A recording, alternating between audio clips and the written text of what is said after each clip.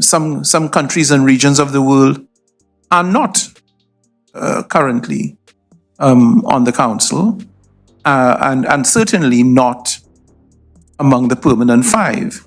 I'll just say to you this, that you have 5 permanent members on the council, and of those 5, virtually 3 come from the same region. I will leave it to you to determine the appropriateness or otherwise of that. But let me also say this.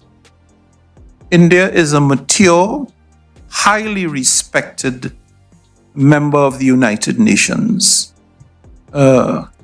It is a leader in many ways, and I'm sure that that fact is not lost on the members of the General Assembly. So I wish the government and people of India every success in their quest to assume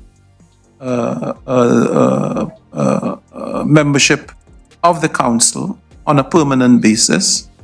Whether that occurs or not will be a matter for the members to determine. My role is to ensure and to insist that it is done in an acceptable and open manner so that there can be no doubt or question about the integrity of the process. नमस्कार, आप देख रहे हैं GP9 TV और मैं हूं आपके साथ गौतम पांडे। संयुक्त राष्ट्र महासभा के 78वें सत्र के अध्यक्ष डेनिस फ्रांसिस ने कहा है कि भारत संयुक्त राष्ट्र सुरक्षा परिषद में स्थायी सदस्यता का प्रबल दावेदार है।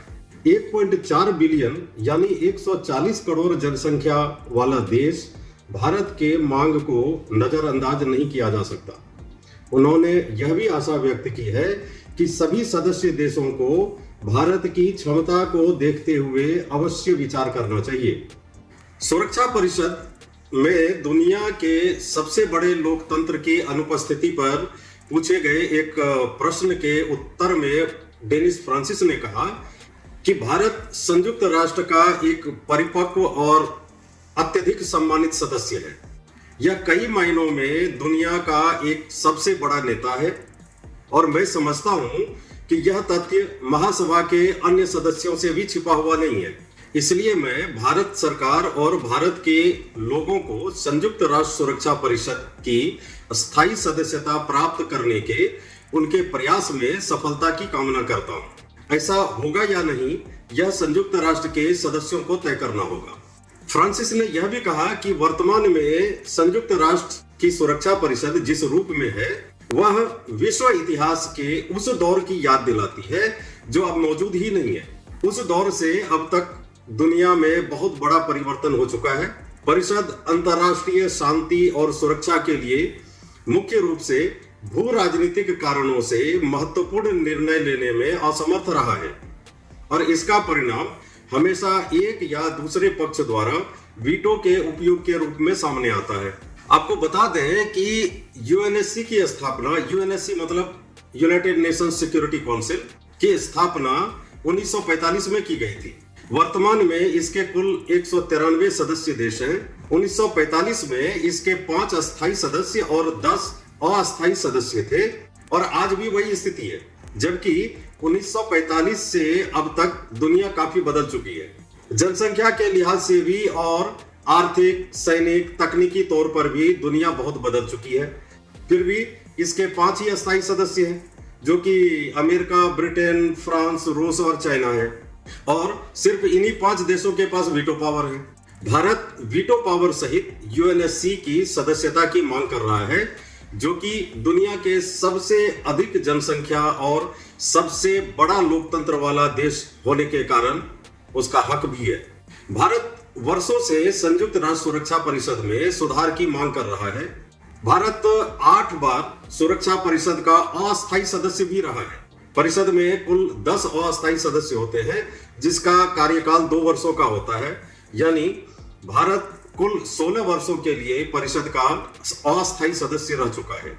इसके साथ ही भारत G4 समूह का भी सदस्य है, जो राष्ट्रों को यूएनएससी में अस्थायी सदस्यता पाने के लिए एक दूसरे का समर्थन करते हैं। ये देश भी यूएनएससी में सुधार की वकालत करते हैं। G4 समूह में भारत के अलावा जर्मनी, ब्राजील और जापान शामिल हैं। आपको ये भी बताता चलूं कि यूएनएससी में वीटो सहित भारत की अस्थायी सदस्यता के लिए चीन को छोड़कर सभी सदस्य देश यानी अमेरिका, ब्रिटेन, फ्रांस और रूस समर्थन करने को तैयार है, परंतु नियम के अनुसार सभी 5 देशों का समर्थन होना आवश्यक है, जो कि चीन नहीं कर रहा है। अब आप ये बताएं कि भारत को संयुक्त राष्ट्र सुरक्षा परिषद में अस्थायी सदस्यता मिलनी चाहिए कि नहीं? आपको ये जानकारी कैसी लगी? अपना विचार और सुझाव कमेंट बॉक्स में अवश्य दें। इस वीडियो को अधिक से अधिक शेयर करें ताकि ये जानकारी और लोगों तक पहुंचे।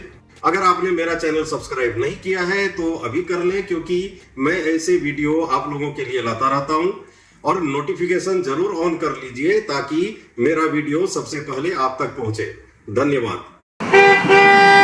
To protect your city from noise pollution, stop honking.